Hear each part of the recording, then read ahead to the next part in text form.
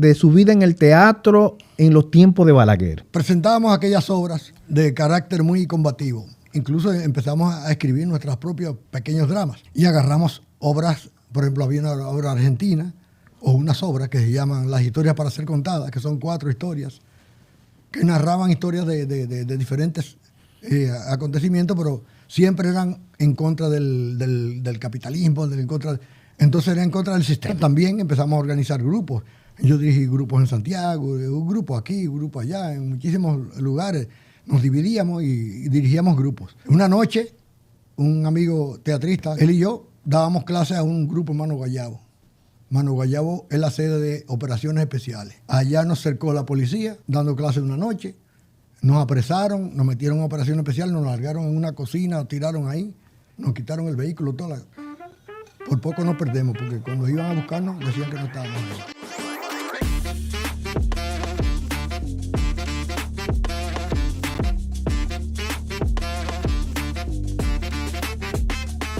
Bienvenidos a Detrás de Escena. Siempre es un verdadero honor de que ustedes le den clic a nuestro canal y puedan ver nuestro contenido de valor en todas partes del mundo, que es la real facilidad que da la tecnología hoy en día con el canal de YouTube. Usted puede estar en Perú, puede estar en Estados Unidos, en Europa, en cualquier parte, y ahí puede acceder a nuestro canal de YouTube. Lo transmitimos desde acá, desde República Dominicana, con mucho amor para todos ustedes. Yo soy Francisco Lluveres y hoy, como en todos los episodios que siempre tenemos, traemos invitados sumamente importantes de la vida nacional, de la vida dominicana, figuras que se han destacado en sus profesiones. En el día de hoy no es la excepción. Tenemos un actor de teatro, de cine que se ha destacado grandemente en nuestro país. Y con esa iniciativa, con esa presentación, quiero darle la bienvenida a don Miguel Bucareli, que está con nosotros en el día de hoy. Don Miguel, gracias por aceptar la invitación y bienvenido. Gracias a usted por la invitación. No, es un orgullo. Igualmente también. Es un orgullo de tenerlo. Sigo su carrera, como le dije antes de comenzar el programa, más en el cine, pero he visto también varias obras de teatro con usted, pero me he enfocado más en verlo en el cine y ha sido toda una trayectoria, toda una vida. Usted ha dedicado su vida al cine y al teatro. Háblenos un poquito de sus inicios, de cómo inicia esa pasión primero por el teatro. Bueno, sí. En 1971 se organizó un grupo teatral que se llamó Teatro Estudiantil en La Salle. Se llamaba Teatro Estudiantil de La Salle. Lo dirigía el hermano Otto Coro. Mi hermana Olga Bucareli participaba allí. Empezó a incursionar y yo un buen día decidí también ver que yo era muy tímido. Desde pequeño era muy tímido, entonces no hablaba casi. Yo decía, okay, a lo mejor esto me ayude a soltarte un poco. Me aparecía allá y vaina, y bueno, me involucré. Y realmente ayuda. Sí, claro que sí. Entonces, cuando ya vi que sí, que era realmente algo apasionante, además, porque estábamos transmitiendo mensajes. Es decir, no era un teatro de entretenimiento, sino era un teatro más bien contestatario. En una época dura, los años 70, sí. Bueno, entonces montábamos obras y llegó un director venezolano, Rómulo Rivas, que todavía vive, ahora está en Venezuela, y nos organizó como grupo teatral y organizó un movimiento teatral que abarcó el país entero. Nos movimos con él y con los grupos que formamos, el grupo de teatro estudiantil, a todas partes y montando muchas obras. Obras que eran, asimismo, habían unos poemas de Carlos Contramaestre que se llamaban Cabimas, Carroña Vidriosa. Sí. Habían obras un poco africanoides, así, como Orula Changó, etc. El caso es que después las obras se fueron haciendo más combativas. Entonces nosotros, un grupo de los que estábamos allí, que era un grupo muy grande, eran 30 y pico de muchachos o más, de La Salle. Yo no era estudiante de La Salle, yo estaba en la universidad. Okay. Pero decidimos que queríamos hacer teatro con más compromiso. Entonces formamos un grupo que se llamó Gayumba. Al formar Gayumba, vimos que necesitábamos más formación y empezamos a estudiar, a hacer ejercicios, gimnasia, de todo, a capacitarnos, a ver. En ese tiempo no había el internet, entonces uno tenía que alimentarse de los libros, de profesores de teatro, de ver compañías extranjeras que venían, de uno enriquecer su acervo, leyendo y practicando y ensayando. Gallumba, eso, aquel instrumento que utilizaban los taínos Sí, para... ese era el instrumento de los taínos, que es una cuerda que la tierra le sirve de diapasón desde el árbol de gallumba, la cuerda tensada, y tiene un solo sonido. Y alrededor, una especie de bajo. Sí, como un bajo. Tum, tum, bueno, cogimos ese nombre porque era como algo contundente. Después de eso, vimos que algunos queríamos hacer teatro profesionalmente. Éramos unos frescos. Yo estaba estudiando arquitectura en la universidad y lo dejé. A pesar de los padres. Fue una decisión dura porque, dijimos, vamos a dejar todo y vamos a empezar a hacer teatro a nivel profesional. Tengo entendido que su padre era militar en ese momento, sí. Y al usted darle la noticia de que dejaba la carrera de arquitectura para el teatro, ¿cuál fue lo que nos dijo? Nos dijo, ese momento? ¿Ustedes van a cambiar el mundo? Cámbienlo. Esa es la intención de ustedes, de cambiarlo. Bueno, denle para allá. Bueno, y empezamos. ¿Pero lo apoyó en el momento? ¿Lo apoyó? Bueno, sí, él apoyaba, incluso iba a los montajes y todo, y nos veía y todo. Y entonces, yo para no abandonar todos los estudios universitarios, terminé publicidad, por suerte. Y viví de la publicidad, intercalando con el teatro y con el cine. Interesante. Viví de la publicidad. Y entré al revés que todo el mundo. Entré en la agencia más grande, que era John & Rubicam. Interesante. Y terminé en una de las más chiquitas. ¿Cómo fue el momento de de su vida en el teatro en los tiempos de Balaguer? Quiero que usted nos dé una panorámica de lo que sucedió en ese momento. Presentábamos aquellas obras de carácter muy combativo. Luego, incluso empezamos a escribir nuestros propios pequeños dramas. Y agarramos obras, por ejemplo, había una obra argentina, o unas obras que se llaman Las historias para ser contadas, que son 4 historias, que narraban historias de diferentes acontecimientos, pero siempre eran en contra del capitalismo, entonces era en contra del sistema. En contra del sistema, de ese momento que era muy fuerte. En eso entonces también empezamos a organizar grupos. Yo dirigí grupos en Santiago, un grupo aquí, un grupo allá, en muchísimos lugares. Nos dividíamos y dirigíamos grupos. Una noche, un amigo teatrista, que ahora, Danilo Ginebra ahora escribe también, escribe mucho en acento ahora. Es hermano de Freddy. Él y yo dábamos clases a un grupo en Mano Guayabo. Mano Guayabo es la sede de operaciones especiales. Allá nos cercó la policía, dando clases una noche. Nos apresaron, nos metieron en operación especial, nos largaron en una cocina, nos tiraron ahí, nos quitaron el vehículo, por poco nos perdemos, porque cuando iban a buscarnos decían que no estábamos allí. En ese momento, el teatro iba en contra, obviamente, de lo que el sistema se establecía en aquel momento. Incluso decían que estábamos subvirtiendo el orden. Porque los muchachos hicieron un ejercicio de arrastrar unas cadenas por el pueblo y decir que la opresión, No sabíamos que ellos habían hecho eso, y cuando llegamos, nos echaron mano y duramos 2 semanas en Chirola, pero bien, bien feo. Usted hizo un personaje interesante en la fiesta del Chivo, que justamente de Balaguer. Era Balaguer. ¿Cómo personificar a Balaguer? Sí. ¿Qué le costó? Si tuvo algún reto. Bueno, el mayor reto era el físico, por la contextura, pero eso lo suple el trabajo que uno hace previo, el estudio que uno hace previo. Y el personaje lo fuimos armando y perfecto, me encajó bien, y me tuve que teñir el pelo. La máscara, eran con unas máscaras que apenas nos la quitamos una sola vez. Y al principio de la obra, por supuesto que eran, los personajes eran muy caricaturescos, y después ya la cosa se ponía más en serio, porque justamente la fiesta del Chivo es así, es decir, al final, primero te ríes, después te hacen así, ¡ña! Y te muerde, que la gente salía llorando del teatro. Interesante. Terrible. Yo no podía, yo detrás de escena, yo ayudaba un poco, después que se terminaba mi personaje, a los movimientos de atrás, de mover a Goethe, y no podía escuchar Mire, como se lo digo ahora y qué bueno que usted lo toca, Sí, porque el teatro es vivir, el teatro es sentirlo, Sí, para que pueda, para que el espectador le llegue el mensaje. Uno lo vive realmente, yo lo vivo realmente.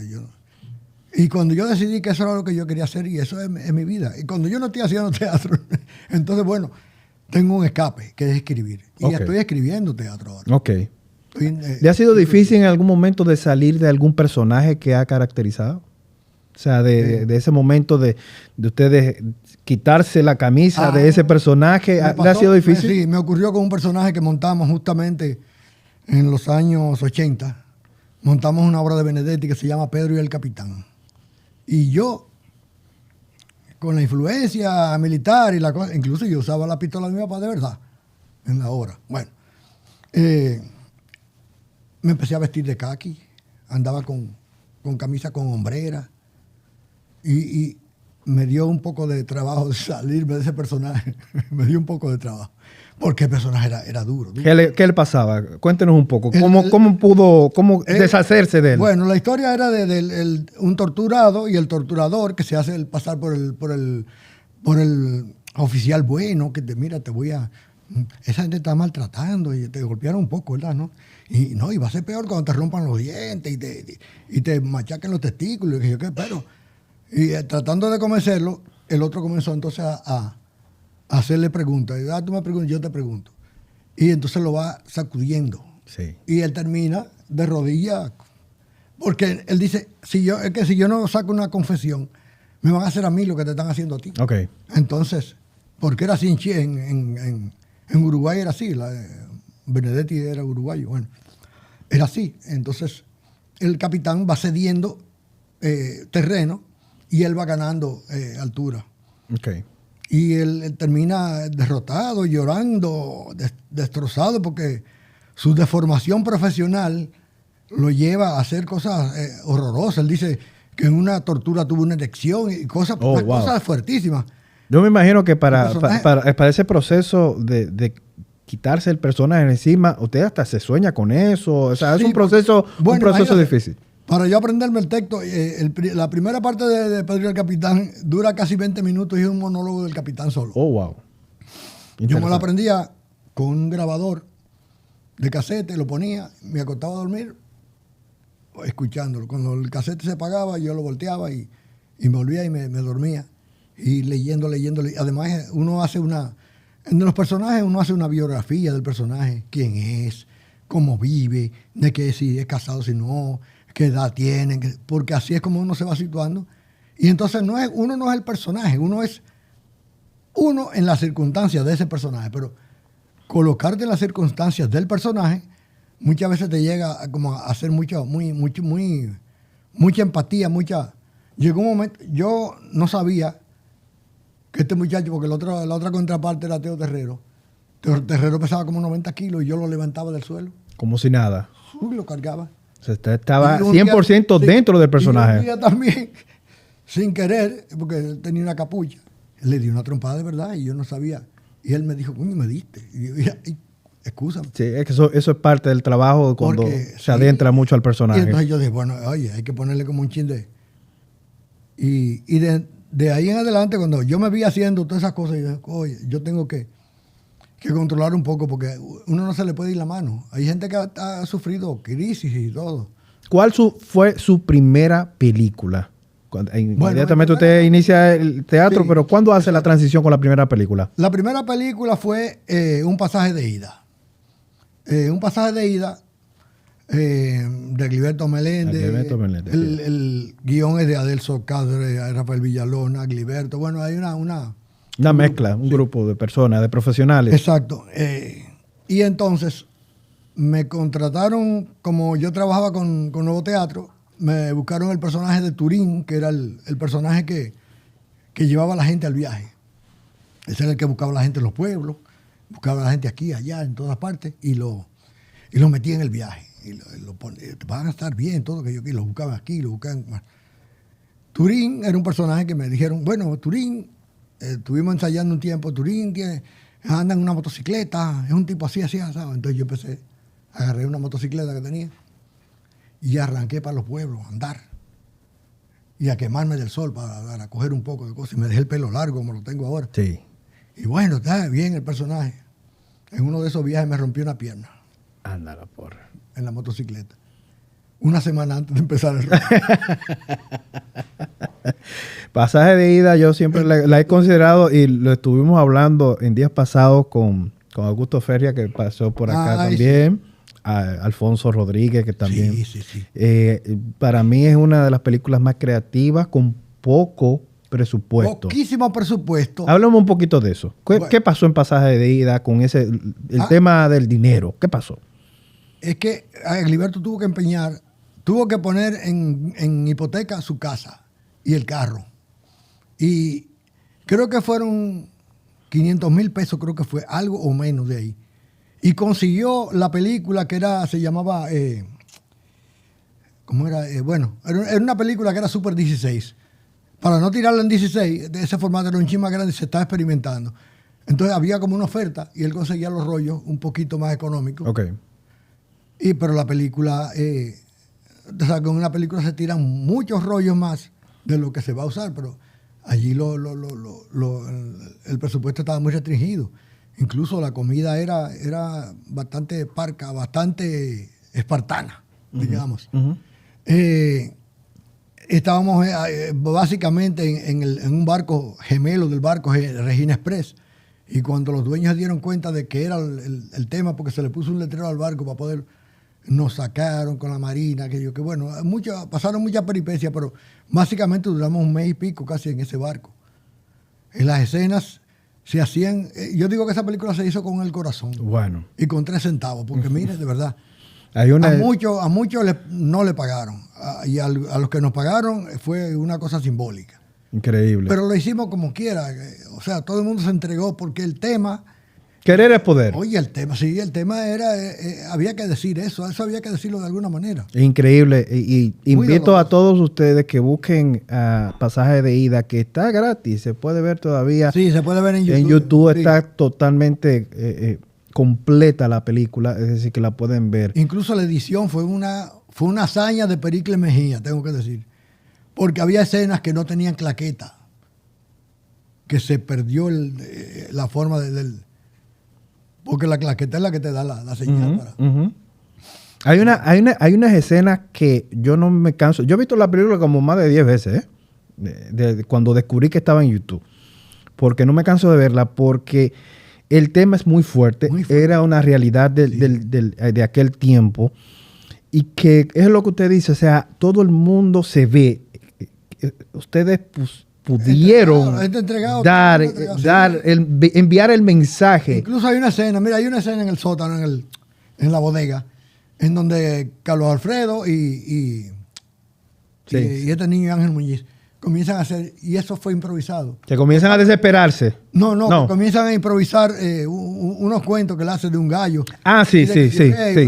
También hay una escena en la panadería, en una panadería en donde está Juan María Almonte, que está con una cajita de fósforo que se golpea el pecho así con ella. O sea, había muchas escenas que se hicieron espontáneamente y se quedaron tal cual. No, y esa escena, Don Miguel, entonces, cuando Rafael Villalona cierra ¿qué le dice? Cierra la cisterna. Le dice, se van a ahogar, y le dice, ¿y? Tremendo el papel de Villalona, tremendo. Y entonces, esa película pasaron muchas cosas. Como yo le dije, yo me rompí una pierna, pero yo me quité el yeso y yo actué. Y con la pierna rota de una semana y el dolor, entonces el personaje era cojo. Y Agliberto, pero es que no puede ser cojo. Más malo se ve, cojo, déjalo así. Sí, pero después, bueno, cuando ya el personaje no cojeaba, yo lo que hacía era que le metía una piedra al zapato para seguir cojeando. Y terminé la película así. Pero en el tanque de lastre, que es la escena más fuerte, pusieron una manguera de bomberos y un camión allá arriba en el sitio de filmación, y la manguera salía. Entonces los muchachos tenían que ahogar a Turín, porque Turín fue que los metió en eso. Pero eso se hizo de un tirón y no se ensayó. Cuando me pusieron boca abajo y me abrieron esa manguera más grande que ese micrófono, yo aguanté la respiración, pero que una manguera de 4 pulgadas me abrió los ojos y se me metió el agua por todos lados, y yo con las uñas, empecé a arañarlo lo que estaba. Y dije, se está ahogando de verdad. Y me quitaron de la cosa porque era un chorro de agua. No, es una cosa increíble. Pasaron muchísimas cosas, pasaron muchísimo. Hay gente que se golpeó, gente que se cayó ahí en el barco. Y como quiera, seguimos.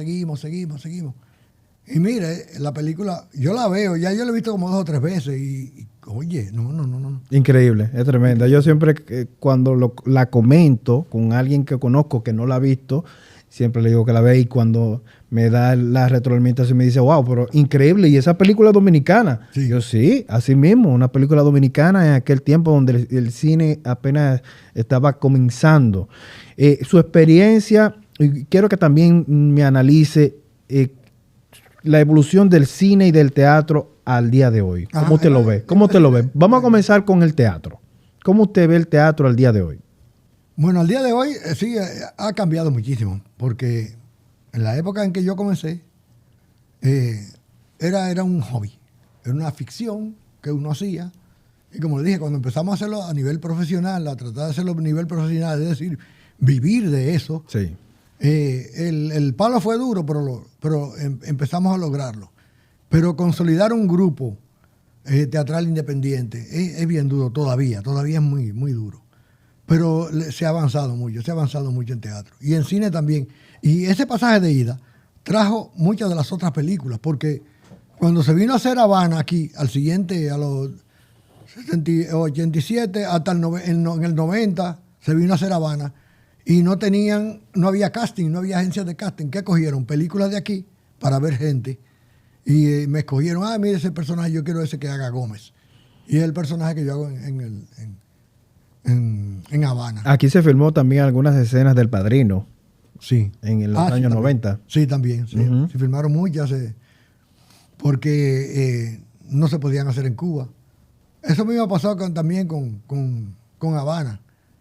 Originalmente debía ser en Cuba. Sí, entonces, por el régimen no se pudo. No se podía porque el Estados Unidos no le permitía a los productores realizarla ya. Entonces se hizo aquí y ahí sí una escena truqueada que se hicieron en el Malecón de La Habana medio clandestinamente, y donde está el Malecón de La Habana y ya establecido y eso, pero todo se hizo aquí. Ya al día de hoy contamos con una ley de cine que apoya el cine, eso ha sido un logro, la industria. Eso ha sido un logro enorme que yo no sé qué espíritus hay que quieren boicotear ese tipo de cosas, porque ahora mismo las producciones iban muy bien, pero ahora mismo las producciones y los productores y los posibles inversionistas han aguantado porque han asustado tanto. Hay un temor de la modificación de la ley. No. Todo lo que sea mejoría para este país, señor. O sea, yo no me pongo a que haya alguna ley. Y si uno tiene que hacer un sacrificio, pero es en beneficio del país. Claro. No. Siempre hay unos intereses que, bueno. Los talentos dominicanos para el cine y el teatro, don Miguel Bucareli.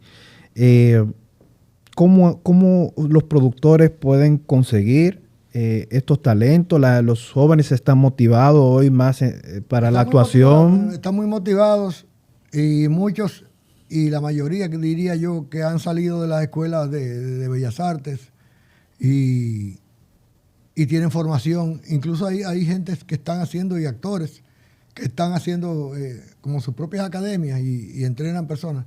Y hay muy buenas agencias de casting. Y hay talentos que son aquí espontáneos. Hay talentos espontáneos que son muy buenos, pero hay gente muy bien formada, muy bien formada.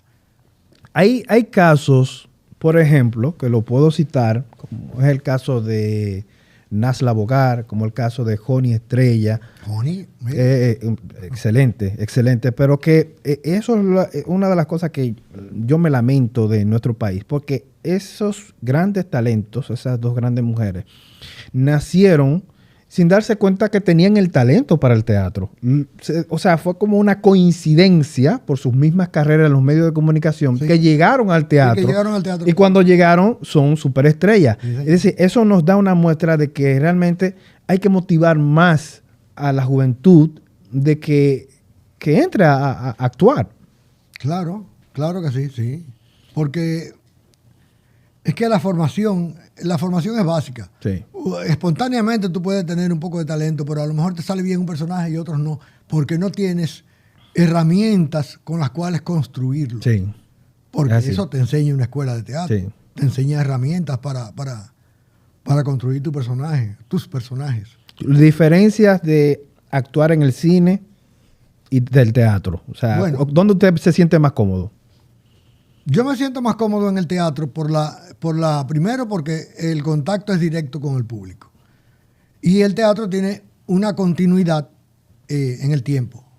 Es decir, yo empiezo la obra y termino la obra en las 2 horas o en las 2 horas y media que dure, con los intermedios, con lo que sea, y pasan las escenas, y etcétera. Pero en el cine a veces comienza por una escena que por asuntos de logística hay que empezar por el final.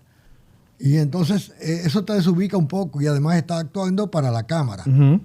Entonces... Es diferente totalmente. Sí, pero ahí tiene entonces que tener una concentración y un dominio, porque tienes que tener en la cabeza la secuencia de hacia dónde va a ir eso después y de dónde vino, porque estás haciendo esta escena de ahora y esta es única.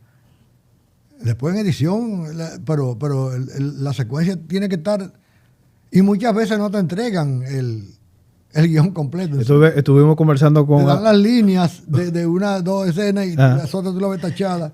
Y tú dices, eso es lo que vamos a comentar, porque estuve hablando con Augusto Feria sobre el particular y él comentó que usted tiene la habilidad de aprenderse las notas de los otros. Esa es otra. Yo no sé. yo dije, bueno, pero tiene un gran talento para la memoria. Sí, en la fiesta de Chivo yo me sabía los parlamentos de todos. De Trujillo, y cuando él fallaba a veces que decía, no, jefe, tal cosa, y seguía, y él enganchaba ahí. No sé, eso me pasa mucho, ahora estamos ensayando, porque vamos a presentarnos en Santiago a finales de mes. Y estamos ensayando una obra de Franklin Domínguez, se llama Omar y los demás. Ya la hemos presentado. Ok. Y a veces se me zafa, y yo digo, pero cállate. porque me voy sabiendo, se me pegan las letras. Qué bueno, qué bueno. Don Miguel, ¿qué ha pasado con el teatro en los pueblos? Yo siempre toco esta parte. Este punto fundamental, porque siempre nos enfocamos como en el teatro en Santo Domingo y en Santiago, pero ¿qué pasa, por ejemplo, con el teatro de San Pedro de Macorís? ¿Qué pasa con el teatro de Higüey, del Ceibo, de Montecristi, donde nosotros somos un país con vasta historia cultural? ¿Qué ha pasado con esos pueblos y incentivar el teatro en los pueblos? Mira, justamente cuando comenzamos a difundir teatro a nivel popular, ¿qué hacíamos? Íbamos a los pueblos, y si la gente no iba, nosotros íbamos a buscar a la gente, salíamos con un tambor, con un redoblante, y recogíamos gente y los sentábamos ahí y le presentábamos la obra. Y así también formamos grupos en los pueblos. Yo formé un grupo en Santiago, formábamos grupos en muchos sitios, pero ¿qué pasa? Eso perdió la continuidad, porque entonces aquello era subvencionado por nosotros mismos. Cuando uno salía a presentarse a San José de Ocoa o a Barahona o donde fuera, era que los papás le decían, agarre esos 50 pesos ahí. Y era cuando llegaba allá al pueblo, tú te quedas en la casa de fulano y tú qué yo qué, porque era todo muy precario y muy espontáneo, pero a veces las ansias de esa gente por recibir un mensaje lo hacían que fueran y son unos anfitriones fenomenales en todos los pueblos. Santiago, en donde quiera que tú vayas. Pero entonces, ahí ya hacía falta que interviniera el Estado. Sí. Porque es lo que yo digo. O sea, el arte, la cultura, ese es el alma del pueblo. Eso es lo que nos representa a nosotros. Nosotros, para decir lo que somos, no vamos a decir mangú. No, eso es una parte, pero vamos a decir teatro, merengue, vamos a decir todas nuestras manifestaciones, que son las que nos identifican, porque nosotros podemos representar a Shakespeare, pero como dominicanos, y nos entienden como dominicanos, y nos identificamos, y el público se identifica, y el público saca de ahí, es decir, cuando tú vas a una obra de teatro, es como tú ir a llenar una parte del alma, Cuando tú llegas a ver una obra de teatro, cuando tú llegas a ver una exposición de pintura, cuando tú vas a un concierto de ballet, cuando tú vas a un concierto de la Sinfónica, tú sales de ahí como con ganas de hacer. ¿Por qué? Porque sales incentivado, sales con el alma llena de algo bueno. Entonces, si eso se pierde, si eso no se difunde, entonces ¿a dónde vamos a ir a parar? ¿A dónde va el alma de este pueblo? Y más ahora que tenemos un tema importante con este tema de la inmigración haitiana, que realmente es masiva lo que está pasando aquí en República Dominicana. Y creo que si eso no se controla, y vamos a agregar ahí la parte cultural, en este caso los teatros, podemos, perder hasta la misma identidad. Eso iba a decir, porque ¿qué pasa? Que si hay dos pueblos y uno tiene una cultura más fuerte que el otro, y viene un turista aquí, por ejemplo, ¿y qué cuadros ve ahí en la calle? ¿Qué es lo que ve ahí en la calle, en el malecón? Son cuadros de esas personas. Uh-huh. Entonces, de repente hay una ausencia del arte dominicano en muchísimos sitios donde debería estar. Deberíamos estar hasta en el último rincón de la frontera. Entonces, porque eso es lo que refuerza y que te dice lo que tú eres, porque si no, tú pierdes la identidad. Porque llega un momento en que cuando tú te mezclas con, digamos que tú te mezcles, bueno, vamos a poner un ejemplo. Trabajas en una empresa norteamericana y te involucras con muchos norteamericanos y sales con ellos a comer. Llega un momento en que esa parte, eso se convierte como en parte de tu ambiente. En tu entorno. En tu entorno. Sí. Entonces, llega un momento que tú te alejas un poco. A mí me pasaba mucho con la publicidad, porque entonces la publicidad, tú sabes, que tiende a ser muy, muy elitista. Y entonces uno se sentía como que estaba un poco ausente de la gente. Sí. En el caso de la publicidad y el teatro, yo pudiera hacer un símil, y es que ellos tratan de hacer un retrato de la sociedad misma, sí, y expresarlo. Sí, ahora sí. Antes era más aspiracional, como decían, y entonces hacían que tú quisieras tener el BMW, el qué sé yo qué.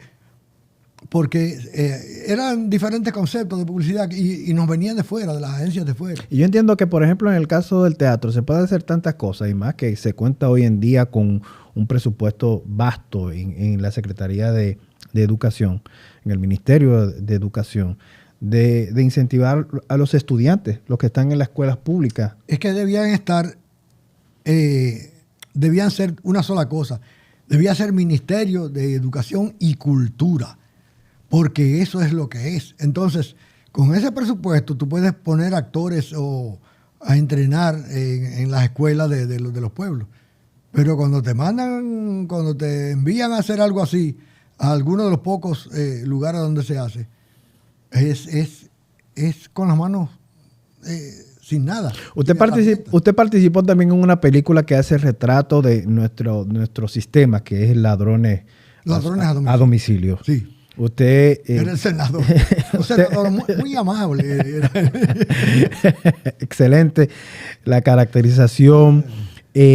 Cuénteme un poco de esa experiencia, de lo que se vivió en la película en sí, que era una crítica directa. Y recuerdo en los momentos que incluso para promocionar la película fue un tema por los patrocinios y todo eso. Sí.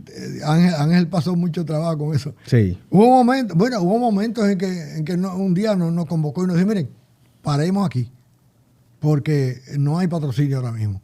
Ahora nos tumbaron el periódico, nos tumbaron... había uno de los periódicos que patrocinaba, tengo y otro, y fue el hermano de él quien le metió la mano, y entonces terminaba la película, pero es lo que le digo, así pasó, es lo que pasó con Pasajes de Ida, cuando vieron que iba en contra de algo del sistema, se apareció la Marina y bloquearon el barco, es decir, te ponen la cosa difícil, dice, pero yo estoy contribuyendo con este país, ¿cómo es que tú me quieres coartar? O sea, es como si fuéramos enemigos. No somos enemigos. ¿Un buen actor es el que hace el papel del bueno y del malo también? ¿O no? Bueno, sí. Claro. Porque usted ha hecho papeles de malo, que no lo creemos, y de bueno también. ¿Cuál es la diferencia de hacerlo los dos? Bueno, lo que digo es, si uno conoce la idiosincrasia del personaje, es decir, si uno se identifica con la biografía posible de ese personaje, yo digo, este hombre a lo mejor tuvo un trauma de tal cosa y su carácter es así por esto y por esto y por esto. Y entonces, según lo que el personaje dice de él mismo y de los demás y lo que dicen de él, se arma todo un entinglado y tú dices, bueno, soy yo en esas circunstancias. Entonces, encarno el personaje, pero soy yo. O sea, no es que yo dejo de ser yo, sino soy yo, pero en las circunstancias de ese tipo que tiene que salir todos los días, qué sé yo, a vender, a comprar hierro viejo en una boquita destartalada. Sí. Y cuando tú te pones en la ropa de ese y te metes en los zapatos de ese y tiene que salir ahí, óyeme, ya tú sabes cómo se le pone el carácter. Un buen actor tiene que adentrarse al pueblo, al barrio, para conocer la idiosincrasia de la sociedad. Bueno, las vivencias son básicas. Y en ese caso quizás yo tenga algún tipo no sé, no es una ventaja, vamos a decir que es un don o algo así. Resulta que al ser mi padre militar, viajamos de pueblo en pueblo. Okay. Como le decía, yo era una persona muy tímida, yo era un muchacho muy tímido, y yo lo que hacía era observar, mirar, y eso es básico. Yo miraba el comportamiento de la gente, escuchaba, oía cómo sonaban, y eso me hacía captar la idiosincrasia de cada uno. Y veía muchos paisajes, o sea, uno se alimenta. Y diferentes regiones del país. Y no solo eso, sino que, como le decía, como los chicos se burlaban mucho en la escuela por la condición visual, entonces, ¿qué yo hacía? Yo me encerraba en mi casa a leer Paquito, a leer novelas, a leer. No, y también. Y a los 7 años yo leí ¿cómo se llama? Los Miserables Interesante. Leí Palmeras Salvajes de William Faulkner. Leía a Edgar Allan Poe, porque eran libros que en la época de Trujillo estaban proscritos, pero mi hermana los tenía guardados y yo me sentaba y a los 7 o 8 años yo leía de todo. Yo leía El Conde de Montecristo, 3 tomos. Interesante. O sea, entonces, ¿qué pasa? Hay muchos personajes en la cabeza de uno y no sé, de alguna manera salen. Hay algo importante que nosotros tenemos que destacar en ese punto, donde usted dice que vivió en varios lugares del país, que también a mí me ha tocado. Sí.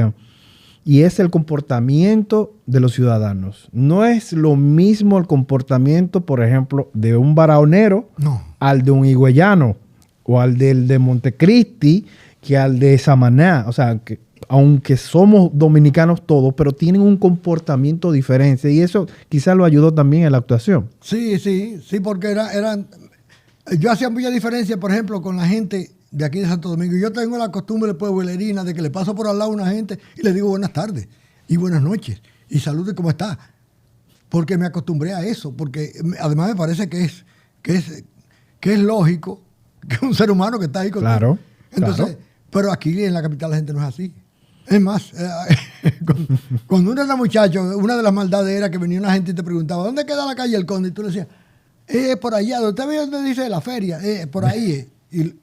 O sea, había como una cosa del capitaleño de querer creérselo. Pero la gente en cada pueblo tiene sus características, incluso de la pronunciación. Exacto. O sea, los villamelleros hablaban y decían, era allá Bereñoña.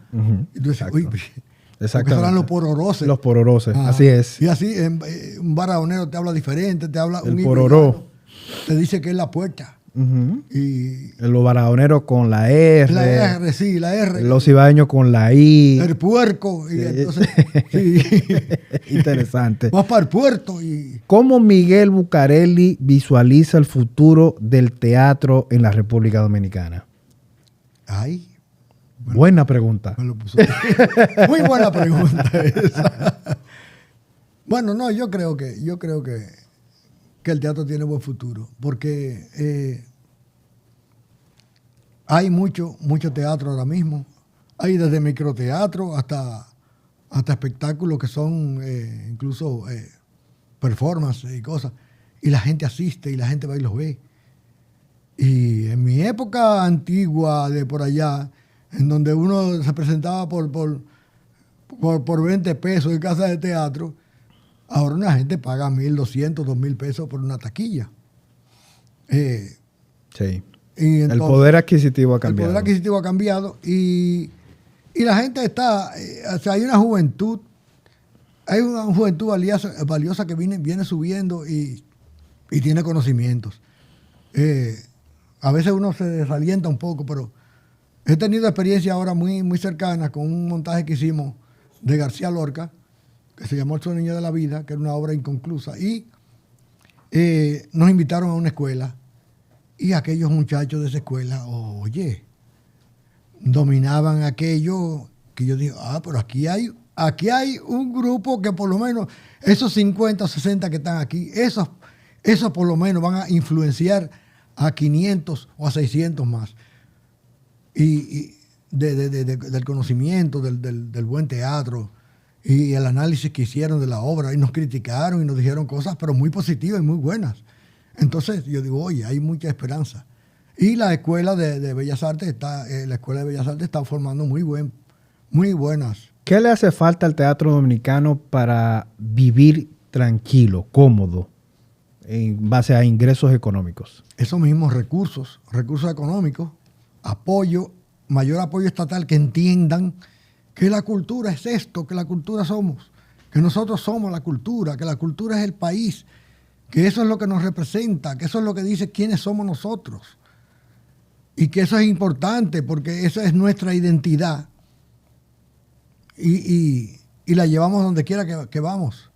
Pero la mejor, o sea, la calidad, no el comportamiento díscolo de por ahí, no. Cuando llevamos arte dominicano, sea teatro, sea pintura, sea lo que sea, es con calidad. Entonces, eso le hace falta ahora mismo al teatro dominicano, que hay un apoyo estatal, que entiendan que nosotros no somos... Y privado también. Y privado, sí, bueno, sí, el sector privado, pero como el sector privado a veces se restringen porque quiere ver el ejemplo de que el Estado, pon tú primero, para ver si... Pero es una apuesta segura, es una apuesta por el futuro. Mensaje para todo aquel que quiera entrar al teatro, al cine, a los medios, que quiera actuar. ¿Cuál es su mejor consejo? Bueno, primero que tenga claro que una vez que uno elige un camino como ese, no hay retorno. Y gracias que no hay retorno.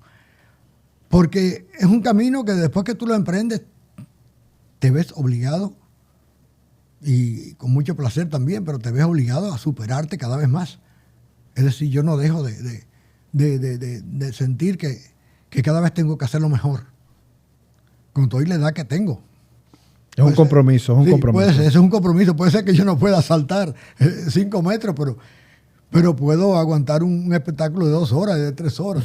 Es decir, y puedo enseñar, porque esa es otra. A los actores ya en edad de retiro, como debería ser, porque yo tengo 75 ahora, aunque no lo parezca, deberíamos ser entonces unos maestros para la juventud. Claro, que ustedes son el referente del teatro. Sin embargo, lo que hacen es que te ponen...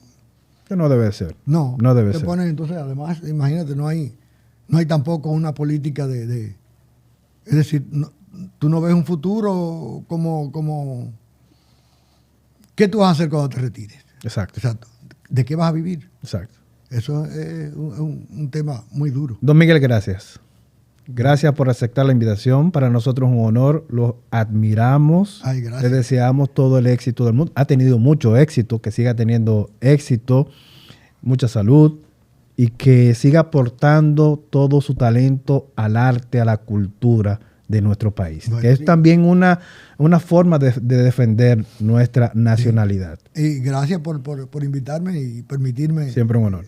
Explayarme un poco de lo que creo y de cómo lo creo. Sí, así es. Y si ha sido útil para algo, qué bueno. Que así será.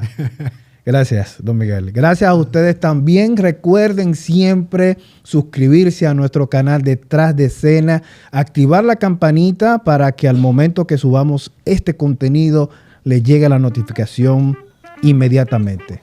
Nos vemos a la vuelta.